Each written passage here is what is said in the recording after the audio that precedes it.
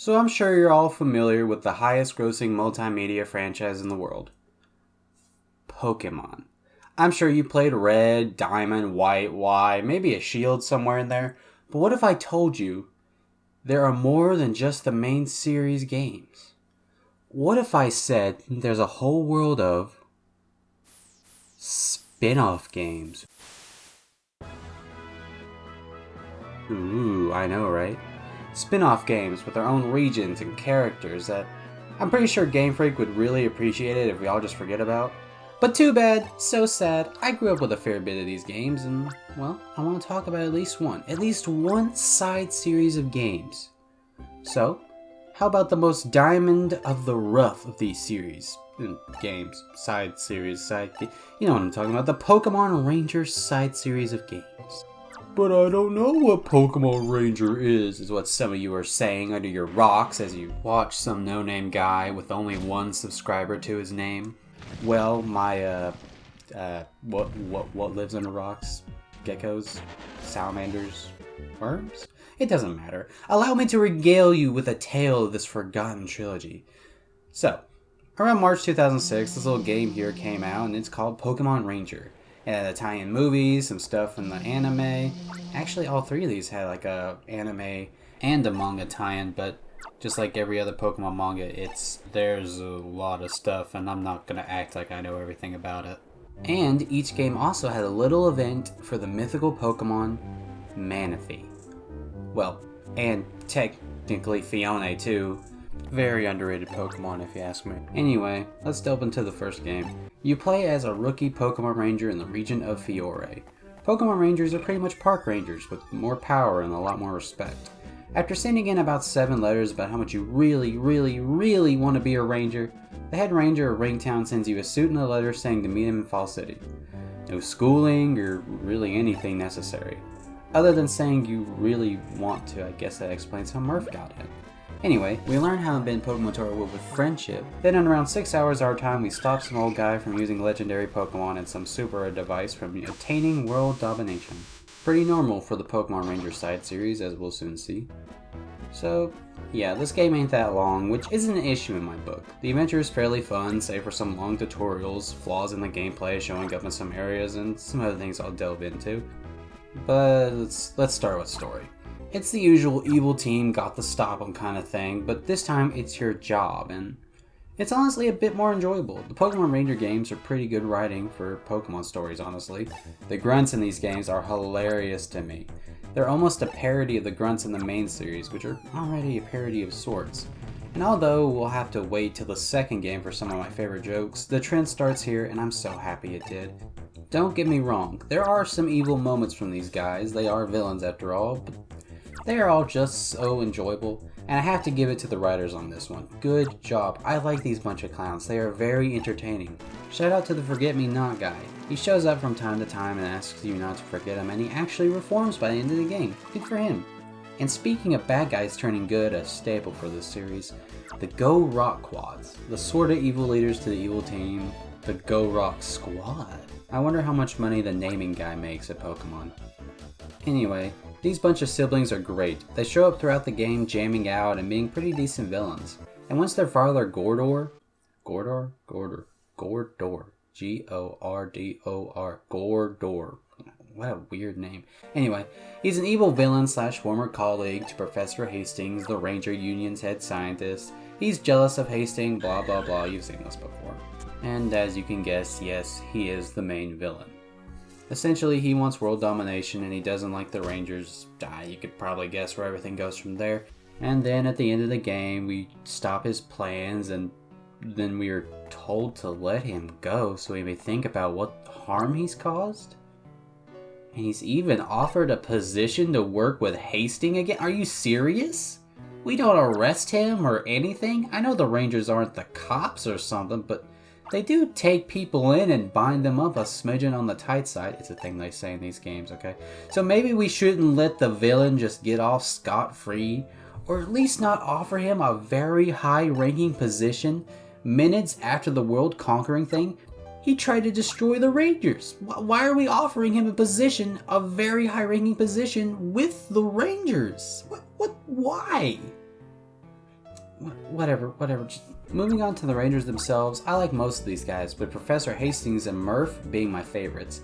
Which, lucky for me, they're both series regulars, so we're going to be seeing them in the next 2 games. Well, Hastings kind of just has a cameo at the beginning of the 3rd game, but still, you see them. And they aren't the only ones who are series regulars. The Go Rock Quad also makes appearances in all 3 Ranger games. Although I don't know where the quest is for the quad in the 3rd Ranger game. The other characters and stuff, they're alright. The writing's good, and they're all fairly fun characters with some good jokes. Except for the rival Ranger. The person they force you to take with you to do all the talking or force you to do something is what they are. The force things to happen character. This happens with a bunch of characters in these games, but there's a main one for each game. So Lana, why did we have to go into the 4th trial? They literally told us don't do all 4 trials or it's the end of the world. But you were just so curious, we just have to check it out. You wouldn't let me leave or nothing. And when we caught Charizard and everything goes to the worst, you're just so surprised, aren't you? And in your defense, Charizard isn't a dragon like the other 3 trials. Actually, this game calls both Charizard and Gyarados dragons. What is with this series? Just make these 2 an Aerodactyl dragon types or don't call them dragons. And you can say, oh, the bad guys were in there, so you had to do the trial. But like, they couldn't catch it or anything, so it didn't matter. Of course, Charizard would have had to suffer from its injuries and wouldn't be around to help us later. But then again, their plans wouldn't even work later, so I'll just let it slide. But come on, Solana, really? If she wanted to go in there because of the bad guys, maybe lampshaded the fact that, hey, Charizard isn't a dragon, I didn't think it counted. But no, we just put the world at risk for curiosity. I'm sorry, but this really bothered me a bit too much. And Solana or Lunac aren't bad characters, it's just this archetype of we're here because the player can't talk. It's something I get sick of. At least in some games, especially when said character is some sort of professional or equal to the player, and they just make us do the majority of the work while causing problems just to move along in the story. I'm sorry, it just annoys me. And yeah, I know about the Lance Dragon thing in Pokemon Masters. Basically, he says not all dragons are dragon type, and I like that as an excuse for him and other dragon tamers to use more varied types in their teams, something I'd like to see more trainers do in Pokemon. But still a bit odd if you ask me, and it brings up the question if typings or classifications or just the elemental abilities a Pokemon specializes in or weak against. I'm sorry, I'm not very sure. Moving on to gameplay though is where things get interesting. In Pokemon Rangers, you draw circles around a Pokemon to temporarily capture them, and use them to assist you in capturing and removing obstacles in your way. I don't think there is another series of game that plays like this, or at least when it comes to the capturing. Each Pokemon type has a specific assist move, like Water makes a bubble to lift up Pokemon and hold them still, or Psychic that lifts up Pokemon and holds them still. Okay, there's a bit more than just holding the Pokemon still, but that's basically the basics of Poke Assists.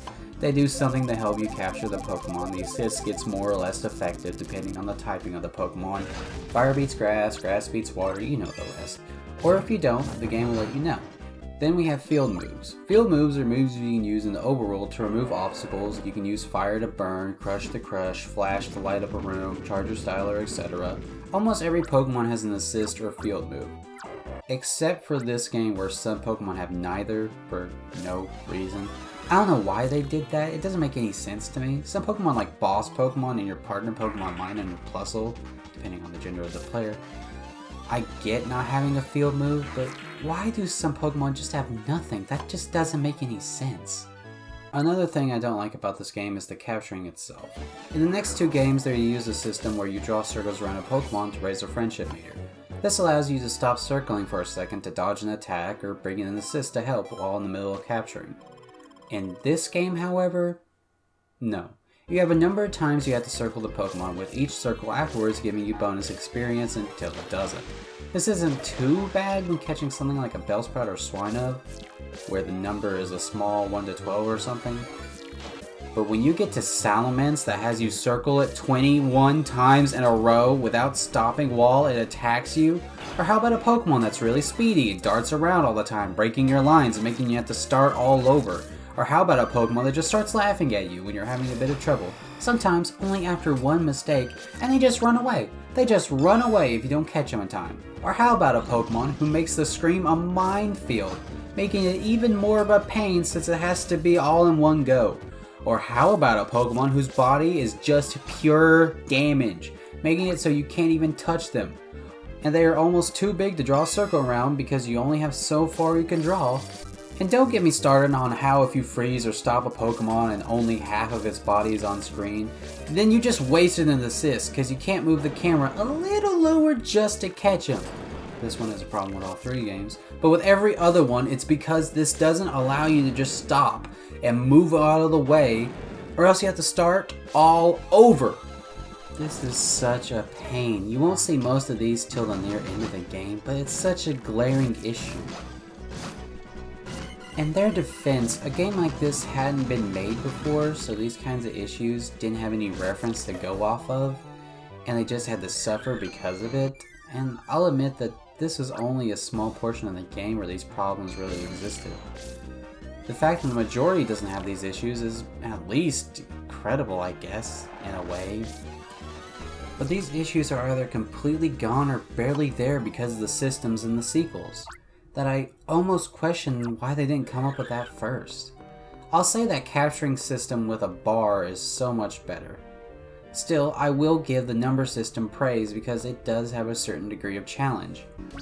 You can only use Poke Assists that aren't your partner's once, then the Pokemon runs away. So, do you wait? Do you try to last out the match for Plusle and Minun to recharge? Or do you use that really good assist you've been saving? You need to watch and memorize the Pokemon you're capturing, its patterns, how they move, how they attack. You gotta determine the safest way to catch it, because if you take too much damage, you lose. Game over. It's kinda cool, but with how unfair some of this gets, I wonder if the challenge I like was accidental.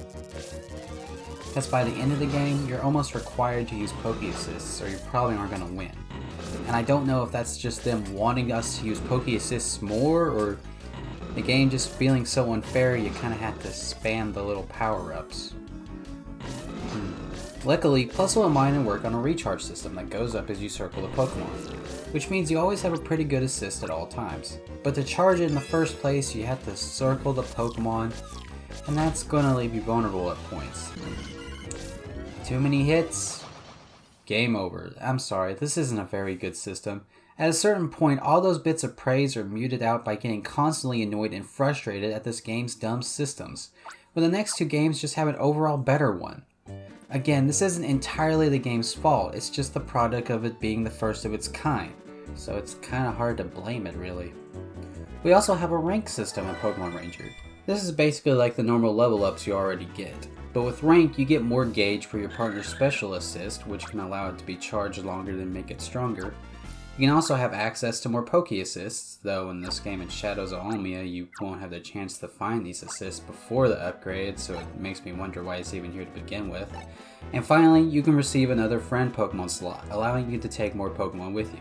In the post game, you get a way to keep track of how many loops you've drawn, how many capture you've done, stuff like that. More Pokemon become available through new missions, or just the game finally letting you take Pokemon outside of their habitats to unlock some stuff, allowing you to complete your Styler's browser, or pretty much your Styler's Pokedex, with the final Pokemon being a special final boss unlocked after capturing all the Pokemon in the main game. I never did this for myself personally, so I don't know how challenging this fight is, or why they chose who they chose for it. You also have a capture arena. Throughout the game you find 2 other areas that you can compete and earn high scores in by running around on a Doduo or riding a Lapras, then capturing as many Pokemon as you can before the time is up. I managed to get the high scores in these 2 areas, but this arena is a bit different, with Pokemon showing up as you catch them all in one battle, with boss Pokemon showing up after a certain number of points is earned. This was a serious challenge and I definitely didn't get anywhere close to beating it. Then we have special event missions, which I'm not going to talk about. I know, I mentioned Manaphy earlier, but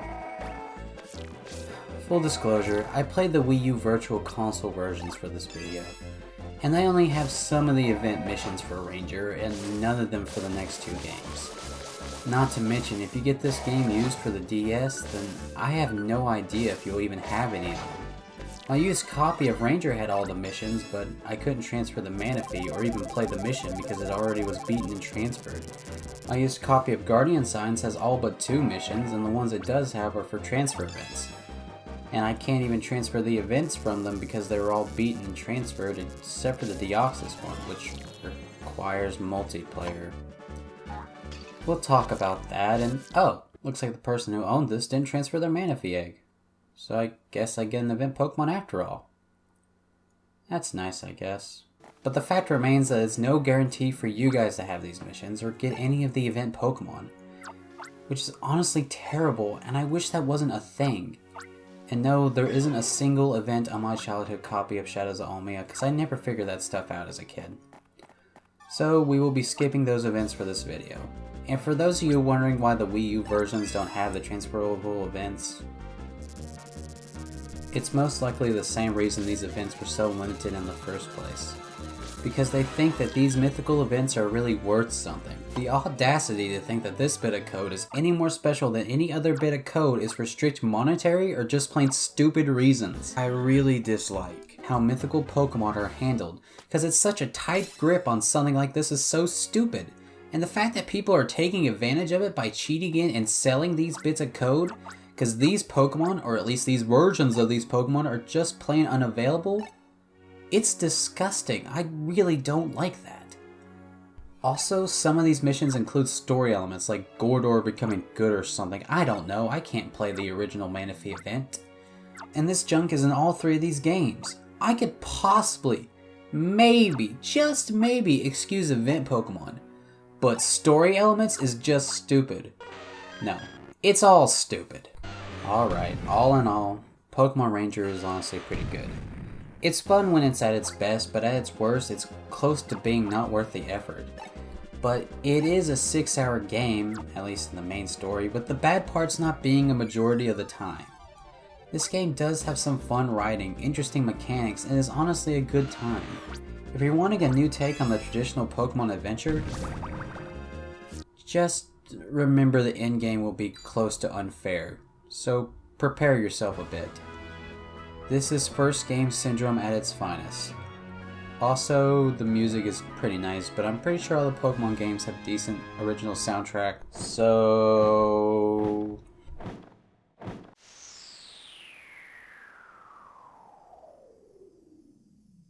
Okay, so now we're going to be moving on to Shadows of Almia. This is a long video, so if you want to take a break and watch something else, I get it. Just put this video and watch later for later. I get this bit of a long one.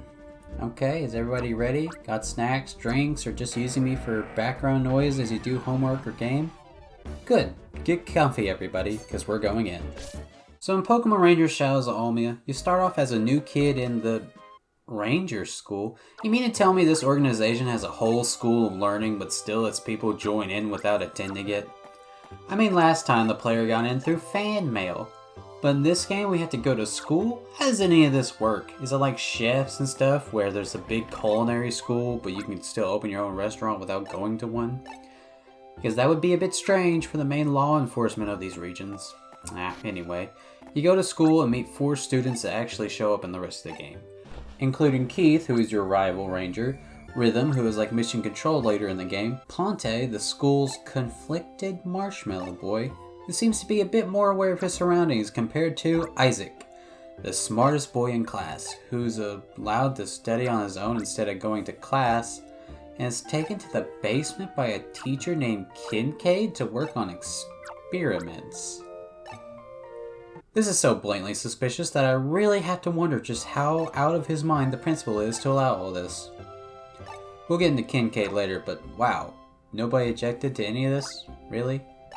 Okay, so the game starting in the school setting is pretty much an excuse to run us through the tutorials again. Yes, groan if you must, I am certainly not a fan of forced, unskippable tutorials. But I let this slide. Not only do I find this an interesting excuse, but this also allows some plot and character elements to be built up in an interesting way. That would have been lost if they had just, started us as a rookie again and skipped all this. Not to mention, it's fun to have a real school setting in a Pokemon game. Usually you visit one and see what the weirdos of the Pokemon world are doing instead of going out and adventuring. But to actually be put into the setting and being the weirdo, well, kinda, since we still eventually go out and adventure, is still an interesting idea. And I stand by this excuse for tutorials, because it's more than just that, and it's kinda fascinating to me. Anyway, at some point after getting some letters from your little sister letting you know your family is thinking of you and is moving closer to support you at your work, that's pretty heartwarming. A one-day little field trip to a nearby ranger base, and 2 run-ins with Kincaid, and seriously, after the Tangrove stuff, how was he not fired? We finally graduate and become full-fledged area rangers. Now, to get into the rangers and supporting cast of this game. They're pretty great in this game. Barlow is a fun character and leader who even has his own field move. Crawford is a prankster who eventually learns to take on a leader role when Barlow is out. Elaine is the mechanic who develops a relationship with Ollie. Then you got Luma, Irma, and a bunch of other characters. I could really go into some of these guys, but honestly, they're all just great and I really like them. And of course, the returning Murph and Professor Hastings. Murph actually got a promotion. He's the PR guy now. Where's the Slowpoke? I don't know. I always thought it was relaxing at his house, but apparently his favorite Pokemon is Sepowdon now. So maybe he got rid of it. I don't know. We never hear about it, to my knowledge, the whereabouts of the little pink thing. So who knows, maybe it is relaxing at his house as a Slowking or Slowbro now. I would genuinely like to see what Murph's partner in crime is up to. I really enjoyed these cast of characters. Sure, we had some cool characters in Ranger 1, but this is taking things to the next level, and they really flesh out the world. Another thing that fleshes out the world in this game is the little newspapers that recap the events we just went through or give us some knowledge on other things happening in the world, such as Keith's adventures in Fiore. After we graduated, he went there instead of staying here in Almia like we did, so we get to catch up on how he's doing and how he is fighting the same threat we are. More on that threat in a minute. First, I want to talk about how in Pokemon Ranger, there was a guy named Keith in Fall City that said for you to remember him. I don't think they are the same guy, timeline doesn't fit I'm pretty sure, and of course the uniform is different, but that does lead me into the complaint I have about Rangers and Shadows and Guardian signs. They just use the Ringtown uniform mostly, with little changes for some Rangers. In Fiore, every one of the 4 bases had their own uniform style. But everything is red now and it's kinda lame. But moving on to the actual threat, Team Dim Sum. These guys are hilarious to me. They have some of the best jokes with these guys. You find them having backstage talk about how they want to get promoted and actually have names that aren't A or B. Or when you do a side quest to bring this guy Nosepass and he makes fun of it. A Team Dim Sum grunt comes in and is like, I'm evil, but I would never make fun of somebody's appearance that they couldn't change. And you just wasted the Rangers and Nosepass's time. Like, what? Or how about if you mess up on this stealth section too many times, the admin just starts begging you to leave and even offers you a piece of gum to just stay out of the way so that the ship can just leave on time. It's great. These guys legit crack me up.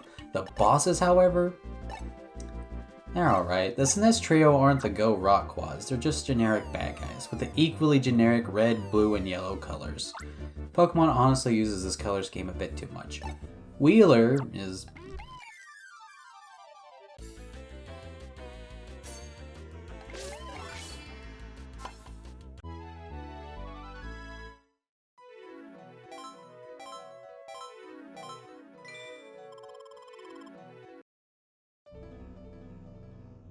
Wheeler is something, and Kincaid is alright, and yeah, he's a villain, who would have guessed.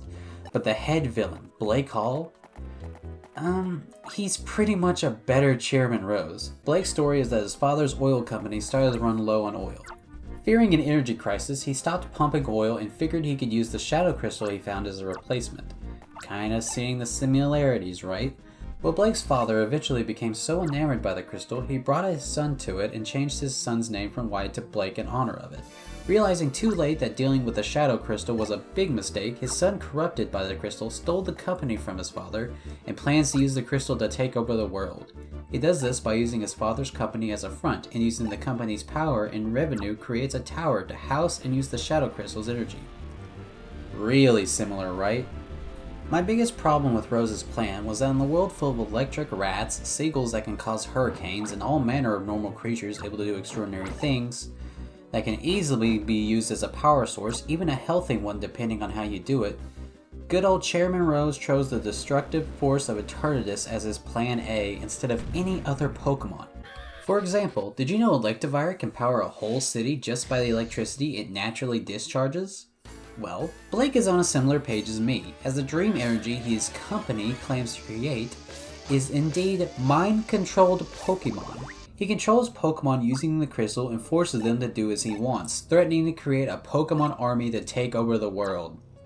I know world domination using a bunch of Pokemon isn't the most creative plan in the series, but it takes my biggest problems with Rose and my idea for a clean, healthy source of energy in the world where Electivire can just effortlessly power cities and kind of turns them into a good evil scheme. Most villains just want to use the Pokemon to just create an army and take over. And don't worry, that is absolutely a part of Blake's plan.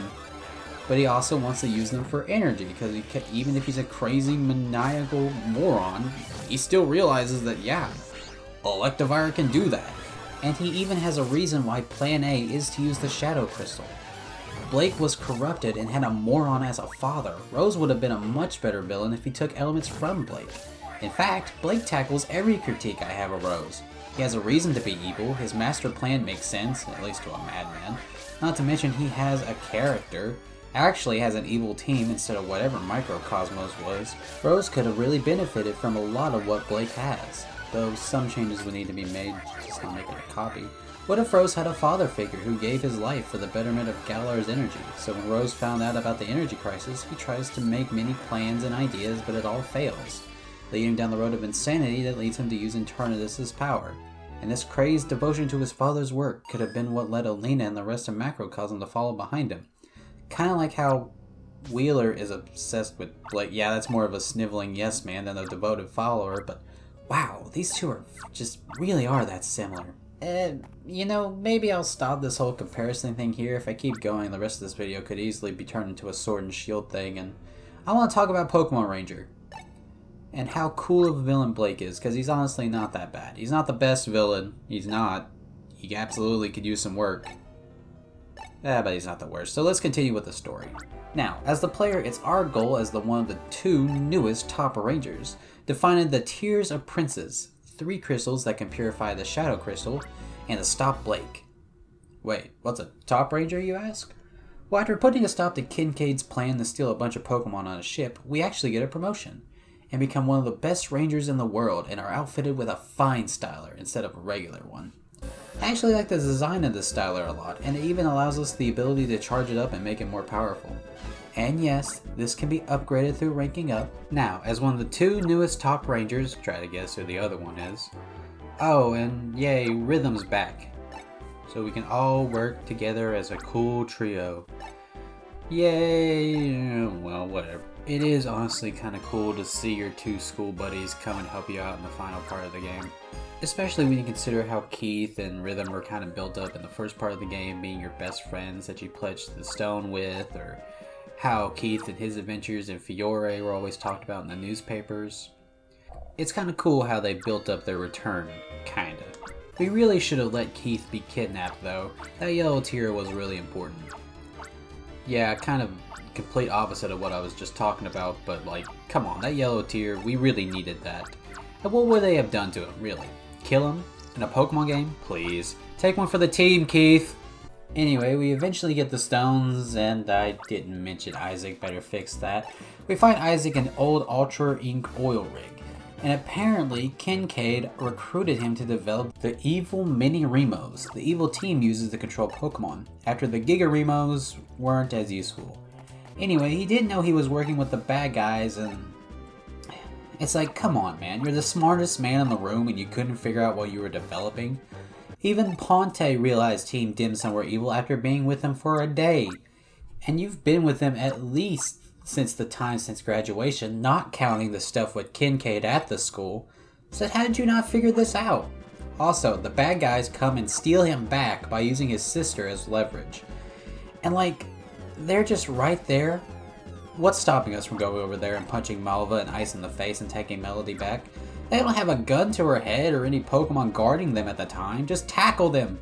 They have a hostage and are taking Isaac, the one guy who can complete the tower, away from us. Just punch them in the face. Even if their Pokemon came to their rescue, the player and Keith are both top rangers and it would not have been any issue. And now we have a rescue mission that turns into the defeat the head villain mission. Let's get into it. We rescue Isaac and obtain the final tier of the Prince, because Keith couldn't take one for the team, and then we use them to drain the Shadow Crystal's power, capturing the uncapturable Darkrai with a Vatanage styler. an upgraded Fine Styler with the shards of the Prince's Tears put into it.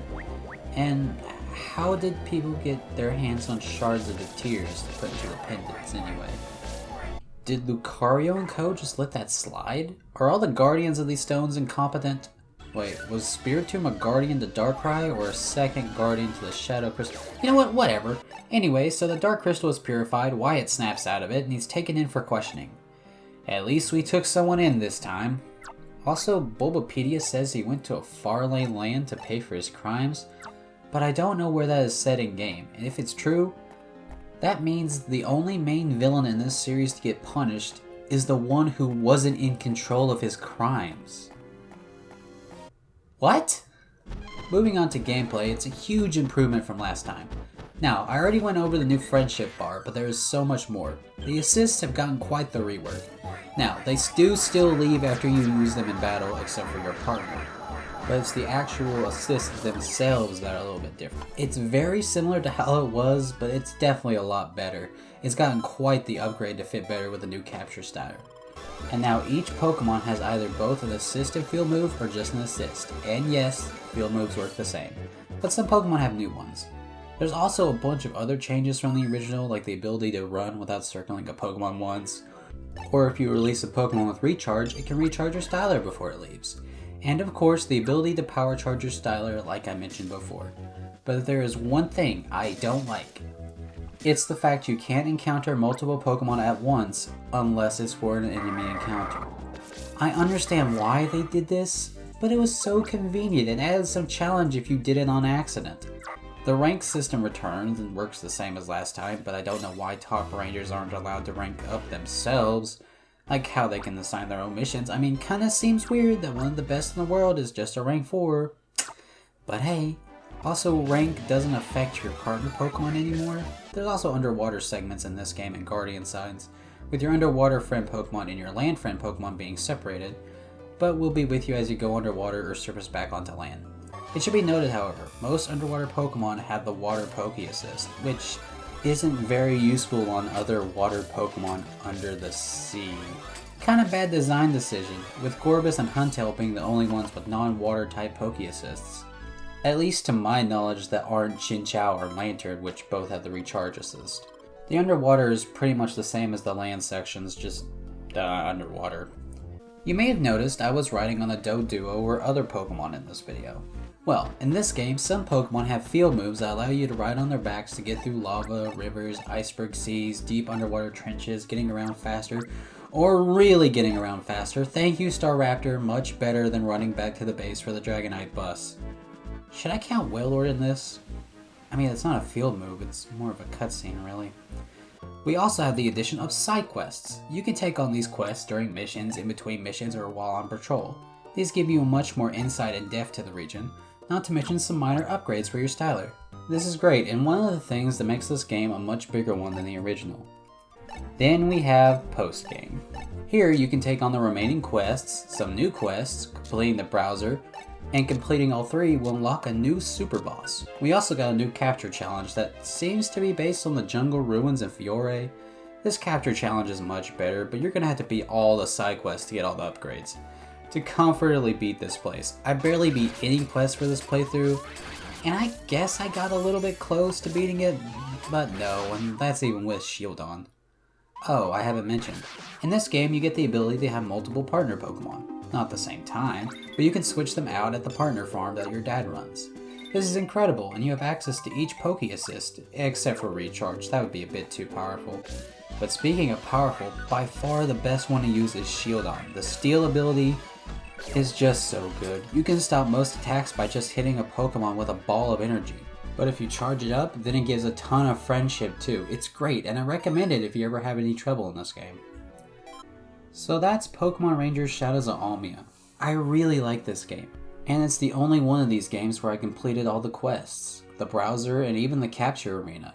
This is such a good game to me, and even without the nostalgic edge. Is anyone else getting sick of the world nostalgia, or is it just me? This game has wonderful writing, characters, gameplay, and even the honestly genius progression of your character. From student to ranger to top ranger, it's great and I really love it. Though the story could definitely use some tightening up.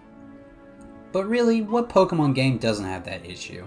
And I'll just say, this game, to me, is way above the other two in terms of quality. That's no joke. Even if the game starts to drag a bit or has some less than stellar moments, it just being a bigger game than Ranger 1 makes that an almost non-existent issue.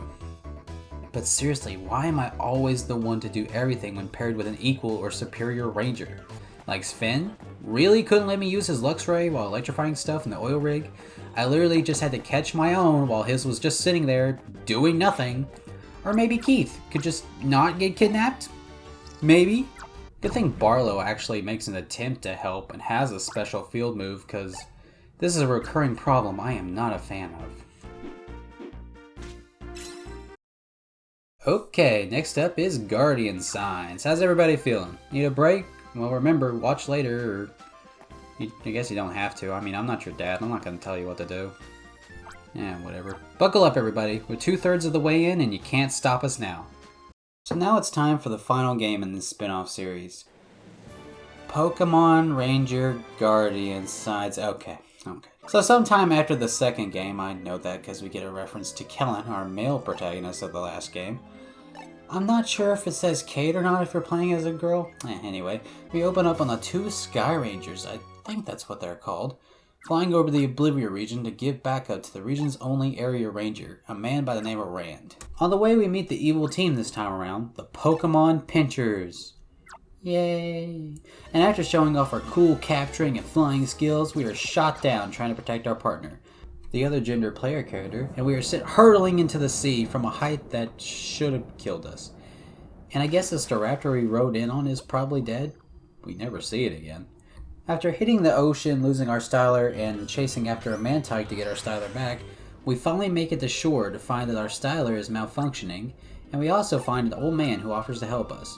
And he also is with a Pichu with a ukulele, whose friends were captured by the Pinchers, and now wants to find them and bring them home. Eventually this Pichu becomes our partner Pokemon, because that Staraptor we rode in on is definitely, probably dead. Also shout out to the apprentice of the old man, Nick, who overthinks too much. Man, can I relate. And that's how we start off. Eventually we'll find Rand and his family, get to the bottom of the Pincher plot, save our Sky Ranger partner, get help from the legendary beasts, Latios or Latias, and some more Pokemon through the power of Guardian Signs. We'll get to that in a minute. The story is honestly okay. Like, I don't think it's horrible, but it's something. So as we go through the adventure, we'll eventually meet the leaders of the Pinchers, Red Eyes and Blue Eyes. Now, Blue Eyes eventually has a change of heart, becoming more sympathetic to the Rangers and leaves the Pinchers after she was fired. Red Eyes, on the other hand, leaves out of respect to the Rangers after we defeat them multiple times. We kinda just let them get away. Which, again, maybe we shouldn't after how many times they put our lives and a bunch of Pokemon lives in danger. They probably kill Staraptor, and those Voltorbs and Electrode Red Eyes uses are just gone after they explode. I know the game said everyone and the Pokemon swam out of the sinking submarine, but there's no way Sandslash, Chimchar, and Rampardos can swim. Sure, it isn't the first time they told us a bunch of Pokemon survived an impossible situation in this series. This isn't even the last one in the game either. But even with Rampardos' ability to learn Surf, I still doubt all those Pokemon really survived a sinking submarine that was close to an underwater trench. Wasn't there an episode of the show where a Sandshrew was stuck underwater? Anyway, that and the fact that they're kidnapping Pokemon and kidnapped our partner Ranger is reason enough not to just let them get away. And before you get on my case about how I said we should have let Keith be kidnapped, our partner Ranger in this game was actually kidnapped. And that Keith joke was mostly for comedy, but mostly. The punching Malva and Ice thing to save Isaac wasn't, and oh wow, we really let the Sinestro get away. And I guess we probably should have brought in the Go Rockwads too. Huh. Nobody gets punished in these games but Blake! And I guess Wheeler, but wow, and we're not even done with villains that just got away, huh? Oh, yeah, I probably should get into that. I bet you probably already realized this, but Red Eyes and Blue Eyes are not the real leaders of the Pokemon Pinchers. It's actually this man, named Purple Eye... wait, no, it isn't him. It's actually a secret society, known as the Society. That's the real villains, and why was Purple Eyes even a thing? Like, sure, his little moment where he comes back after being fired for his revenge is a decent moment for an alright villain. But did we really need the whole twist villain thing twice? Why did they do this? I mean, we kind of had the whole, no, actually, he's the villain thing before, but to have it twice in one game? Especially after we don't really develop Purple Eyes anything more than a Starscream-esque traitor villain? I just think this wasn't very necessary, and we should have just went straight to the Society after Red Eyes left. Again, Purple isn't the worst villain, but when the only cool thing he does is pull a Starscream after we just barely know anything about the guy other than he's kind of a bad, what is it, archaeologist? Yeah, whatever. I just don't think that he was really necessary for this story. Sure, we would have missed out on a powered-up rematch with Mewtwo, but would that have really hurt the game? I don't think it would. It really wouldn't hurt the game that much to just skip Purple Eyes in the first round against Mewtwo. But wait, who is the Society, you're wondering? Well, throughout the game you meet these old people who have tea parties and they befriend the player, but after Purple Eyes fails, they show up and take their turn as villains. Ed the Thinker and his 3 pals used to be a bunch of incredible thieves who were forced to retire due to age. And though they live their lives being kind old members of society, they want to get back together to steal the 2 things they never could: eternal life and the world, using the ancient golden armor and a flying fortress of destruction to do so, showing their power by wiping out a whole island inhabited by Pokemon? But it's okay, because the Pokemon had bows, and were able to make it out okay. No, game, no, side series, no, stop putting Pokemon in unescapable danger if they're all just gonna survive, because that island was disintegrated. So all the boats and Pokemon that were on the island would have been too. Anyways, we stop them, capture 3 of them in Purple Eyes, and Ed the Thinker is just dropped off somewhere by Mewtwo with Rand saying it's fine. He'll probably not want to come back and try this all again. Is Blake really the only one who gets sent away for his crime? Shut up, Wheeler. These are psychopaths who tried to kill you or disintegrated a whole island. They didn't even try that. They did disintegrate a whole island. And since I read that Purple Eyes comes back in an event mission, that means when you capture these guys, they just question them and let them go. What? At least make them go door to door apologizing. This is so dumb. Murph has a boat now, and I guess he was like promoted or demoted or something. I don't remember or know. The Society is honestly not a bad group of villains. Their boss fights are really fun, and dealing with them with their rooms in the fortress where they use their own talents to defeat you, that's pretty great, and I liked it. The whole one last job where they risk their own new comfier lives to try and steal the world, it's interesting. It's not a bad motivation. And of course the genius Dr. Thief, limited by his old age, is looking for a fountain of youth armor to get him and his friends back into their awful evil ways. It makes sense. And something I liked was when you battled Hocus for the last time, the other character, the other player character asks him hey, didn't you like using your magic to make children smile? Wasn't that the main thing you loved using your magic for? And he's like, well, that hits pretty close to home. Yeah, that was my favorite part. And then he's like, oh no, never mind. Oh, we're all evil now. There's no going back. And I think maybe that's a hint towards that these guys do kind of miss their old life, just being good senior citizens. They were just so nice helping people.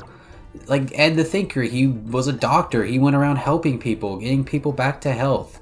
Arlie, he was this really strong guy who was always helping the town, and I really don't know what Clara was doing. I guess she was just a fancy old lady in a resort.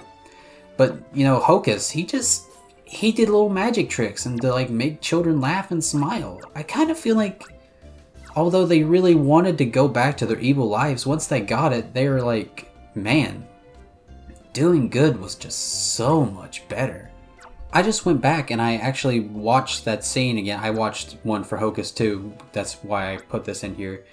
This part was originally not scripted in, but I just wanted to put it in here because I do think it's pretty important to the characters. Ed the Thinker, when you go up to him for the final battle, he says in the younger years of his life, he did work to be a doctor.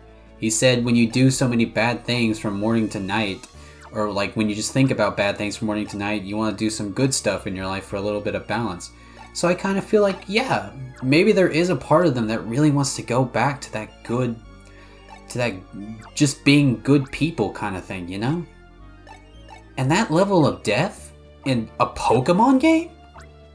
That's honestly kind of incredible. Sure, you'd have some like villains be like, oh man, my plan's gone, I guess I'll reform the team, but have them be in the middle of their evil plan and really think to themselves, huh, I really liked being a good person. Like, what? You don't get that in a Pokemon game. What's going on here? This is like, I want to praise it, but it's also such a little part of the game. Like, it is like just a dialogue box you can miss while you're just spamming through, like, and it really is only 2 of them that shows any possible remorse. Well, I guess it's really just Hocus that shows any possible remorse. Because Ed the Thinker straight up says, yeah, I helped people, but I also used helping people to get all my stuff. Like all my knowledge and stuff to do my evil stuff, so... But even still, that's just genuinely good characterization. That's like some depth there. That's pretty cool. It isn't like Lucamine, who just snapped and didn't realize that her husband was on an island eating beans or something. Or, I don't know, Archie, who when he let loose Kyogre was like, yeah, this was a bad idea.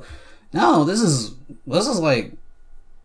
I don't know what this is. I just genuinely didn't expect this from a Pokemon game. And I'm sure there's like other examples of like Lucamine or Archie like feeling, yeah, maybe this was, I don't know, this may not have been great, like actual self-awareness during the actual plan itself, but man, like this is just different from how Pokemon usually kind of does this stuff. It's crazy. And then when you remember that Purple Eyes takes up so much time that could have been given to the society? Like, what? What's going on here? Why did you put both of them in? But my main issue with the story is the dialogue. Sure, it's the same kind of dialogue we got in the last 2 games, but like, how do I put this? You ever play a game where it makes 20 minutes feel like an hour? Well, that's how this game feels, especially with its dialogue. The dialogue can really drag on in this game to a point where I find it a bit annoying. I can't tell you this for 100% sure, but it feels like this game repeats itself in dialogue. Like they know kids are just gonna mash through it, so the characters will just say something multiple times just to make sure you got it. The dialogue can just drag in some areas of this game for me, and I wonder if that's really how the game is, or I'm just impatient after playing this right after the other 2. Or maybe it's I just don't enjoy the gameplay as much as the last 2, so I'm focusing more on the dialogue. It could be a lot of things. But it's a feeling I had while playing through the game. The story and characters aren't bad, and I'll even say they have a lot of really cool potential. But it doesn't feel as fleshed out as Shadows of Almia. And this game is about the same length of that game. So maybe that's the issue? Almia had quite a bit of character rotation, due to how you as a ranger were working your way up through school, area rangering, and then top rangering, with each part having its own cast of characters you worked around. I think that society would be a more incredible villains if we went more into them and fleshed them out. We knew a lot about Blake by the time we fought him, and by the time we fight Edward it feels like we are just barely scratching the surface, and then Purple Eyes takes the spotlight away. Again, I like the betrayal villain stuff, but either have Purple Eyes as the main bad antagonist or the society. I don't think we had enough time for both. Purple Eyes and Ed are on the same level of death as Gordor. Well, I used to think that, but now I know that Ed has a little bit more to him. I mean, it's barely there, but still. but Gordor worked for a 6-hour game with him as the main antagonist. But that level of death shared between 2 villains and Red Eyes and Blue Eyes, that's not gonna work, guys. Alright, now what about the gameplay? Okay, so how will we start with the new diving and flying sections? At one point or two in the game, you'll have to play this little minigame to dive and gain speed to reach a target. This is alright, and it's a little thing that breaks up the loop of gameplay every once in a while. Ah, get it? The loop of gameplay? Yeah, alright. And then we have flying. You can actually fly around to different areas, and this feature is honestly really cool. Good to see the Ranger series beat the main series to the punch with ride Pokemon and soaring around a region. We even get to ride on Latios or Latias later in the game, years before Oras. How nice. The only issue with flying around may possibly be a positive depending on how you look at it. The only Poke Assist you can use in the air is from Latios or Latias. And they only show up once in a while, it feels like. So this makes aerial captures more difficult, which is kind of a positive. I'm trying to be nice as long as I can before I go into the game's difficulty. And don't worry if you don't want to soar around, you can skip to locations by using the menu. You know what? The flying sections, flying around, dodging blasts or lightning bolts is really fun. Makes me wish we could shoot back and get like a bit of an arcade experience going on here, you know? Oh, and unlike with going underwater, you can't use any Pokemon you catch in the sky. Until you get back to land where this lady will call them down for you to use. It's a little weird, but whatever. Alright, let's talk about the changes to Poke Assists. So in this game, instead of the Pokemon just powering up your styler, the Pokemon actually appears on the screen at the position you place them and do a little attack animation, which is visually incredible, but the attacks are way too powerful. Remember how I said Steel is pretty much overpowered in Shadows of Almia? Well, this makes everything like Steel and a bunch of rare candies. These moves are so powerful. Look how much friendship you get by beating up those little creatures. That's too much! And it's every assist. Now, Recharge was actually nerfed in this sense that it recharges you slowly. And like other assist Pokemon, with exception to your partner Pokemon and Latios and Latias, if it is hit, it'll flee before it finishes charging you. I like this change. It adds a little bit more challenge, but it doesn't really when you consider every other assist is overpowered. Also, now Pokemon don't run away after using them as a Poke Assist.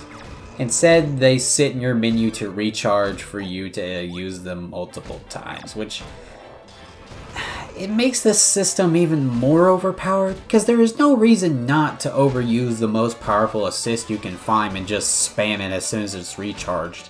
Watch my top screen, I am keeping Pokemon around for much longer time than I usually do. Because why would I willingly release any Pokemon with that powerful of an assist? But why would you use this overpowered system instead of the old one? Agitated Pokemon. This is a mechanic where a Pokemon is either already frustrated or becomes frustrated during the capture, and your styler isn't as effective. So the only real way to calm them down is to hit them with a bunch of boulders. I kinda like this mechanic. It makes the Pokemon more aggressive in the overworld and during capture, though the not being able to run away thing until it's calm is a bit annoying. But the buffs to Poke Assist to counter this new mechanic are so powerful that it makes the mechanic pretty much useless. The assists are too powerful and it makes the game a cakewalk. Now, what about field moves? Well, they still work the same as usual. You use a field move and the Pokemon flees. There are these new obstacles where multiple field moves are needed to get rid of it, which is cool, but why can't I use, 2 Soak 1s to get rid of a Soak 2? Why is this so limiting? Why couldn't we just do this for everything instead of just some of them? We could have had a cool thing here. Oh, and now field moves don't take place on the black screen. Now they are done in the overworld, which is really cool until it's randomly back to the black screen again. I don't know. Well, how about our partner Pokemon? In this game, we only have the one. I'll get to that. Ukulele Pichu is probably my favorite partner Pokemon, at least as a character. It has its stories and motivations for following you on your adventure, and even after its friends are saved, it still decides to come along and help you as your new partner Pokemon, because I guess Staraptor really is dead. Cool? In a gameplay sense, this Pichu doesn't use its recharge ability like other Pichus. It instead uses its ukulele to send friendship. And by the end of the game, this ability is very powerful, but not overpowered because Pichu, like Latios or Latias, only shows up once in a while, when it feels like it. So it's not something you can spam, but it has the downside of possibly not being there when you need it. Of course, this will never really be a real problem because of the other assists you'll most likely have. And if you wait around long enough, it'll show up eventually, I'm pretty sure. I think the frustration meter doesn't refill itself, so you can wait it out if you're ever really in that bad of a spot. I think. This game is so easy, so this will probably never be a real issue. Now, we still have 3 more gameplay additions to talk about. You may have noticed you start the game with all your friend Pokemon slots open. Well, you see, this game actually cuts out the rank system, which is a good change. Having all friend slots open from the start isn't something I think affects gameplay all that much. Sure, it allows you to keep a good amount of overpowered assists without needing to release to make room for Pokemon with a specific field move, but since all these assists are pretty much too powerful anyway, I doubt this would have really changed much. And now I wish we could have had this for the last 2 games, but this game makes it all too apparent that locking out certain assists before you find them didn't make a lot of sense.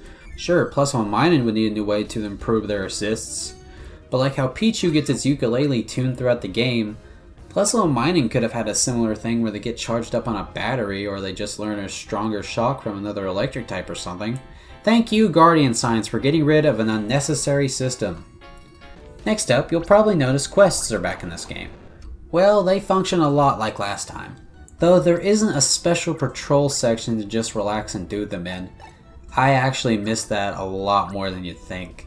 But what is the reward for doing quests? Well, when you complete a quest or mission, you get Ranger points, and you use these points to upgrade your Styler's health, friendship, charge time, etc. I get the idea behind this. Like most things in this game, this is good on paper, but since this game is already really easy, you're not really gonna feel the effects of these upgrades in any meaningful way. With something like the type defense ups in the last game, you would see a little shield every time you blocked some damage or didn't take any damage from an attack. With this, it doesn't really feel like much of an upgrade at all, especially since you level up frequently, which already powers up some of these options. I don't know. Another thing you can get from quests, missions, or events are signs. Alright, let's get into this. So throughout the game, you'll come upon these emblems, and when you draw them with your Styler's warranty voiding sign mode, you call a Pokemon to your aid. Now how this works is something I'm not completely sure of. The anime made it seem like the Pokemon pops out of the emblem like some sort of dark ritual summoning thing, but the game describes it more like a bat signal. I don't know, you draw the sign, the Pokemon swoops in, shows up, or just explodes onto the scene. Now for most of these signs, the Pokemon you call are pretty much just brought in for their Poke Assist moves. Here we go again. And can't really do anything else because their field move is set to 1. Even if it's usually higher for that specific Pokemon. For the legendary beasts in Latios and Latias, they're used for transportation over or through things we couldn't get to before, which is lame. Sure, the Latios and Latias have a Poke Assist, and you can boost through the air at a higher speed. But the beasts are glorified bikes. They have a gimmick and ability to roar, and that's about it.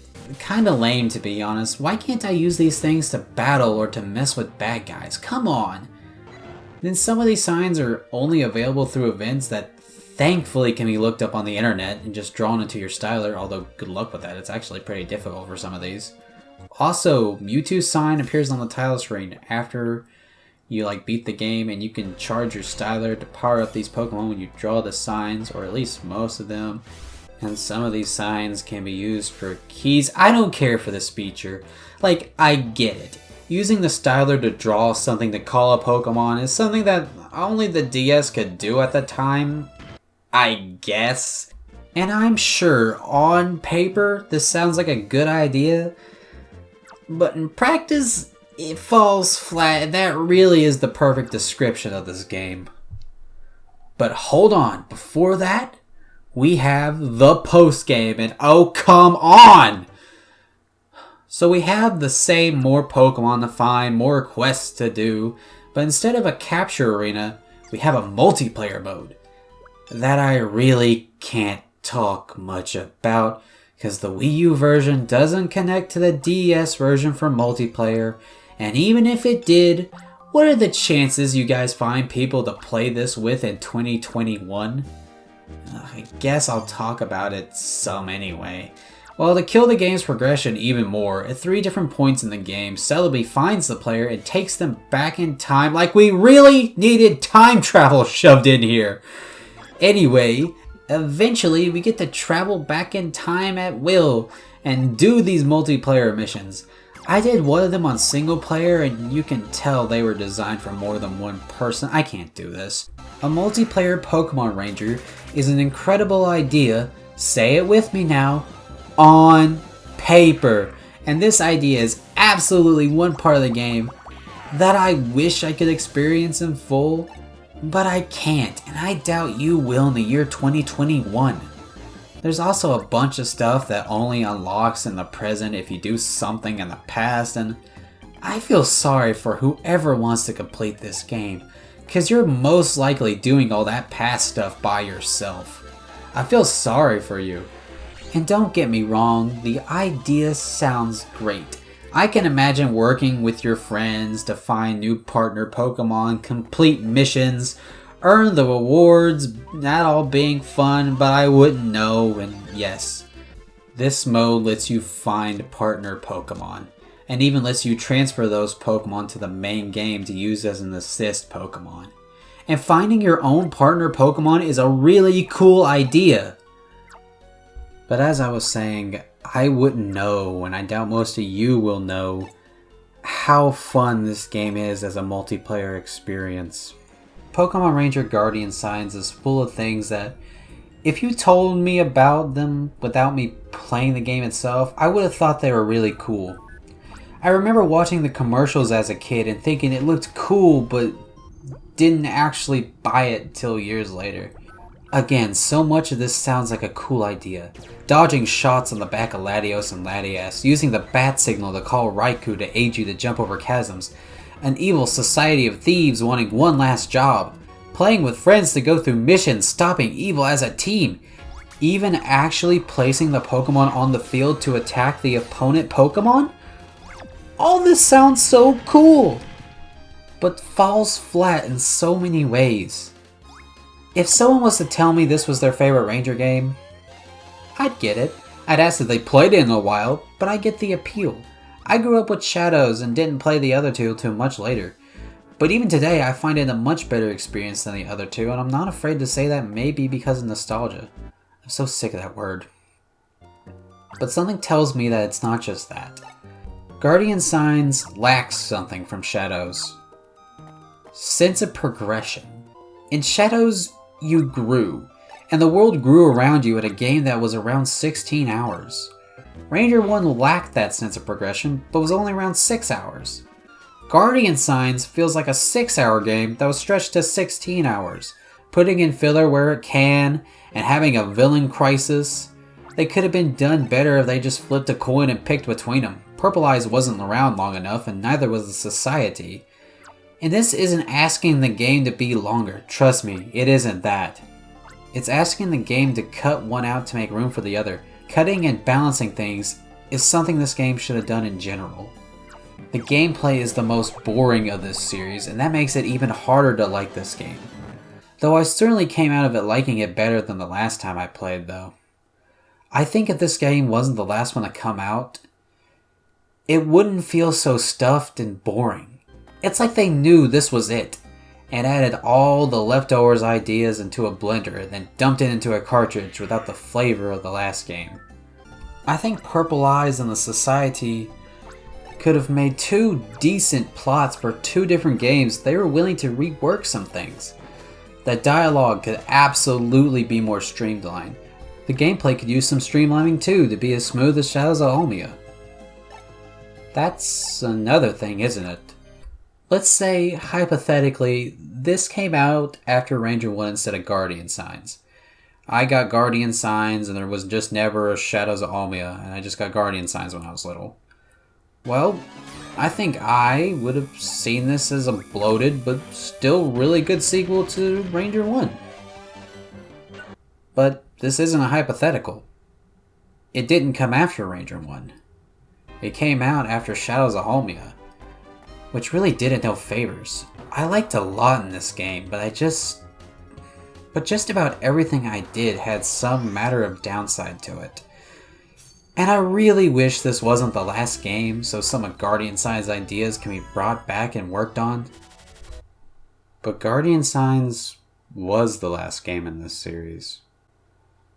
You know, I think I kind of feel a connection between this game and Sun and Moon. Another Pokemon adventure in a tropical region made up of islands that had a lot of pointless dialogue, story, and character elements that felt like they needed to be fleshed out more. Seriously, why wasn't Lily and Gladion the main characters? 20 minutes felt like an hour, there was a gameplay element that was pretty overpowered, and like how the multiplayer sounds so cool but fell flat, the Battle Royale sounded cool but fell flat due to the limiting rule set. I'm starting to get the feeling that Game Freak should look to their past main series or spin-off or whatever before they continue to make games. Maybe you can give them some proper insight on where to go in the future. I don't know. Maybe it could help. This is not what I meant.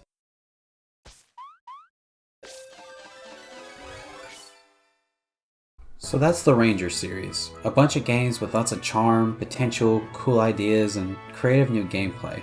That has its flaws, but can still be quite a fun time depending.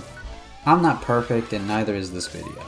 So if you see anything that you think that I missed out on, or maybe I said something that was wrong, or I was misinformed, or something like that, please tell me in the comment section below, because A, it'd probably be good for most people to know that stuff, and B, well, I'm not perfect, like I said, and it really would mean a lot, like, if you found something that I missed and I didn't mention.